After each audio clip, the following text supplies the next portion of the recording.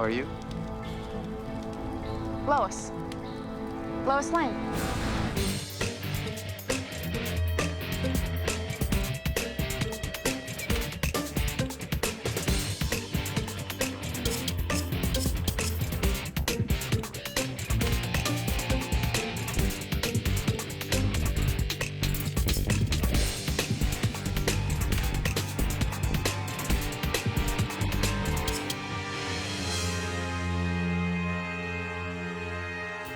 I think that Lois very much was ahead of her time. You know, because the 50s, post-World War II, we went back to that perfect homemaker kind of thing, and she wasn't that. And I think it was really important to have that as a role model for girls my age. Lois has always been there. I mean, she was Superman's girlfriend. She actually had a comic book that was called Lois Lane, Superman's girlfriend.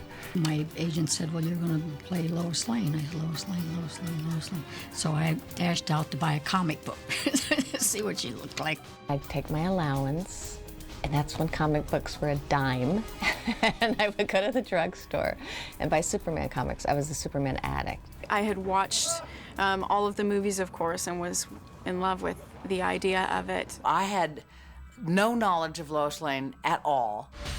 Lois, do you suppose you could get an interview with Wayne? You bet I can. O'Neill and Phyllis Coates, who played it in The Adventures of Superman, played it very rough and tumble gal who could keep up with Clark. Don't tell me you think you're a human lie detector. Not exactly. Cut it out. Only Superman could do a thing like that. Lois Lane, bless her heart, was pretty much a working girl like I was going to be, you know, in the business. I watched Noel Neal when it was first on. Just remember, somebody tried to dynamite you earlier today. This is the very middle of a big city. It's bright daylight, and I'm a big girl. She was spunky. She was Lois. She just was a career woman, and she didn't take any crap from anybody. Don't bother. I think it's dead. The problem with Men of Steel, there's never one around when you want one. And then you get to the Superman movies, when Margot Kidder played her as sort of a combination of both. The woman who was in the comics, who was romantically infatuated, but at the same time had a lot of that Phyllis Coates and O'Neill part of the character, where she was just a tough broad. Yeah, goodness, don't you ever let up? Before. I mean, I've seen how the other half lives. My sister, for instance. 3 kids, 2 cats, and 1 mortgage. Yeah. I would go bananas in a week. Oh, can I take you to the airport? Not unless you can fly. Well, she was very funny in the script and had just a fabulous smart-ass quality, which I kind of related to. You really shouldn't smoke, you know, Miss Lane. Don't tell me lung cancer, right? I think you very much play Lois in accord with your cultural times. And we were in the 70s. The women's movement as a mass movement really just caught fire in the States in the late 60s. Suddenly, you could be smart and you were encouraged to be and outspoken and go after whatever career. And it was that quick a change. So for those of us who went through that and really did feel quite literally liberated, it was huge. And you took that value that you had learned, and I think even unconsciously to a certain extent, you put it in your characters as an actress. And seeing as Lois's big thing was her job, I think it went with the turf. I mean, I think it was all there before. I just don't think anyone had attached the word feminist to it before. You are low man. I am top banana, and that's the way I like it.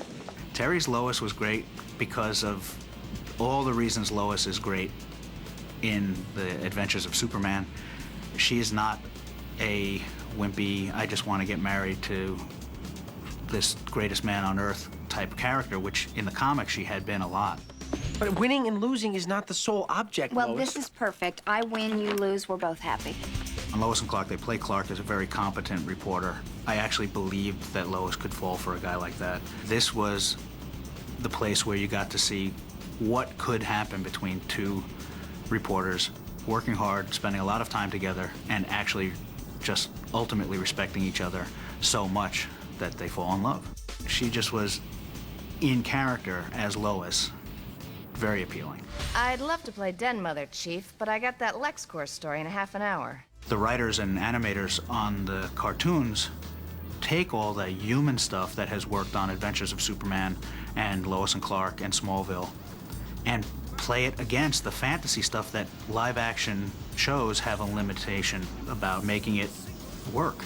They gave us the fantastic, but kept the heart of all the characters. I modeled her after Rosalind Russell in His Girl Friday. It's very fast-paced, no nonsense. She's got a sharp tongue. I'm gonna personally lead the army that vaporizes you too. And she's madly in love with Superman, just crazy for him, and cannot deal with Clark.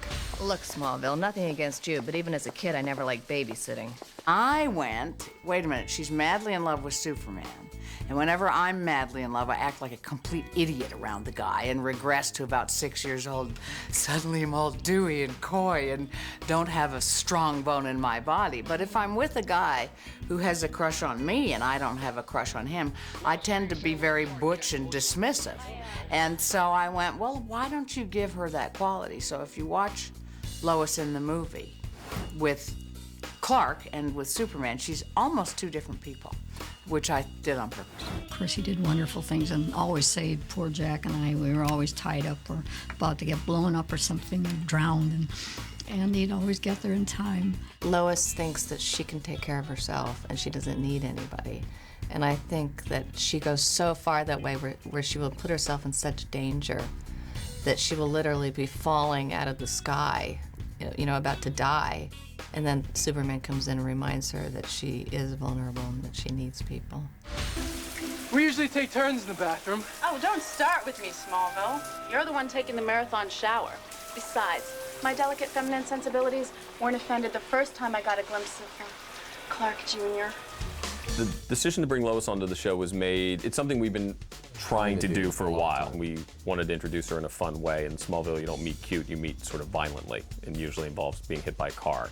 And so, you know, it's her and Clark in the cornfield and he's naked, which we thought for those two characters, what a great way to meet. And of course, Clark doesn't know who the hell she is. Look at his face. Creating Smallville, sort of setting it in a modern time, was you had to sort of update or change the lore for various reasons. And it's great to think about that, going back in time and having Lois be younger and get to see her that way. Alan, Miles, and Jeff have been really great, you know, as far as giving me a focus as to what they kind of have an idea of what they wanted Lois Lane to be. Regardless of the fact that it's Lois Lane and the fact that other people have done marvelous jobs portraying her before, this is different, she's younger. Each person does it differently. However, I couldn't really take too much of that and then apply it to the teenage Lois Lane because she's dealing with her history, and I had to deal with where she came from and having a military father and being a military brat and having a sister that she had to take care of. And so I had all of that to actually do justice to, so I couldn't really kind of focus, okay, what is the future Lois Lane? Which has worked out well because then as Lois finds it, Erica finds it in it, and it works out well.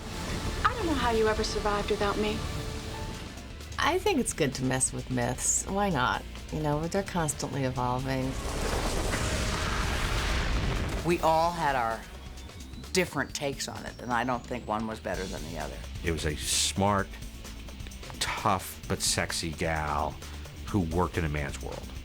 It was interesting. I did a lot of the college shows in the 70s, and a lot of little gals would come up to me and say, gee, you know, it was something when I saw you on the tube, you know, working as a woman in the newspaper office and be part of the men's club and whatever.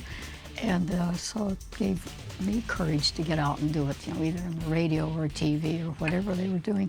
She was intelligent and clever and fun and her own woman, and yeah, I definitely had a romantic side, but didn't completely fall into the guy, I think. They are timeless characters. Like we've been saying, their archetypes are mythic. They fulfill a certain need in us. It's a classic battle, much like the ancient Greek dramas between good and bad.